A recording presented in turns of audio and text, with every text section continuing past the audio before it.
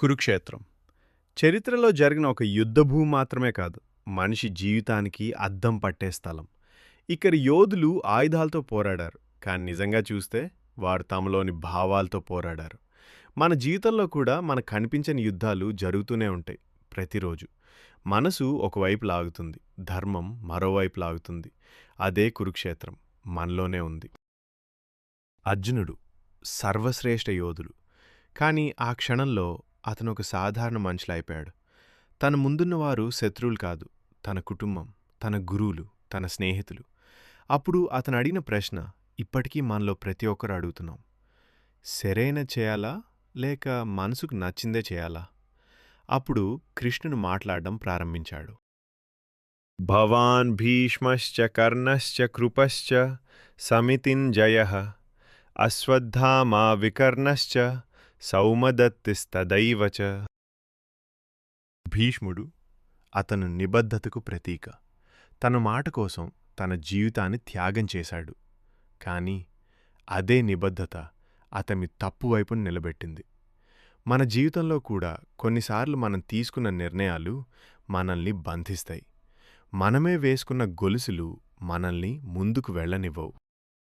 కర్ణుడు అతని గౌరవానికి ప్రతీక.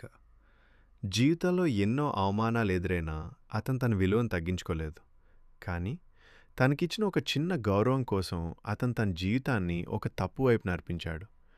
మనలో కూడా ఎవరో ఒకరు మనకు సహాయం చేస్తే మనము వాళ్ళ కోసం ఏదైనా చేయడానికి సిద్ధమవుతాం. అది సరైనదా కాదా అనేది ఆలోచించకుండా. అశ్వత్థామ అతని కోపానికి ప్రతీక. ఒక సంఘటన, ఒక బాధ మనల్ని పూర్తిగా మార్చేస్తుంది. అతనికి అమరత్వం దక్కింది, కానీ శాంతి దక్కలేదు. మన జీవితంలో కూడా కోపం మనల్ని గెలిపించదు, కేవలం ఖాళీగా మిగులుస్తుంది. వికర్ణుడు అతను సత్యాన్ని గుర్తించాడు, కానీ దానికోసం పూర్తిగా నిలబడలేకపోయాడు. మనలో చాలామంది కూడా సరైన తెలుసుకుంటాం, కానీ దానికోసం పోరాటానికి భయపడతాం.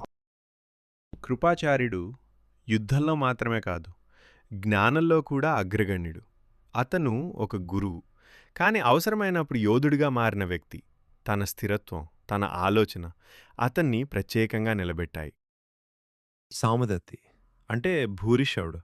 అతను ఒక వీరుడు, యుద్ధంలో తన ప్రతిభను చూపిన మహాయోధుడు.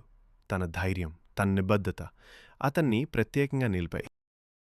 ఈ శ్లోకం మనకు ఒక గొప్ప సత్యం చెప్తోంది. మనలో ప్రతి ఒక్కరిలో భీష్ముడున్నాడు, కర్ణుడున్నాడు, అశ్వత్థామున్నాడు, వికర్ణుడున్నాడు. ప్రతిరోజు వీళ్ళ మధ్య యుద్ధం జరుగుతోంది.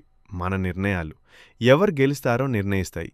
చివరికి శక్తి గెలవదు, పదవి గెలవదు, గెలిచేది ధర్మం మాత్రమే. కురుక్షేత్రం బయటలేదు, మనలోనే ఉంది. ప్రశ్న ఒక్కటే: నువ్వే వైపునున్నావు? ఇలాంటి మరిన్ని శ్లోకాల కోసం మా ఛానల్ని సబ్స్క్రైబ్ చేసుకోండి.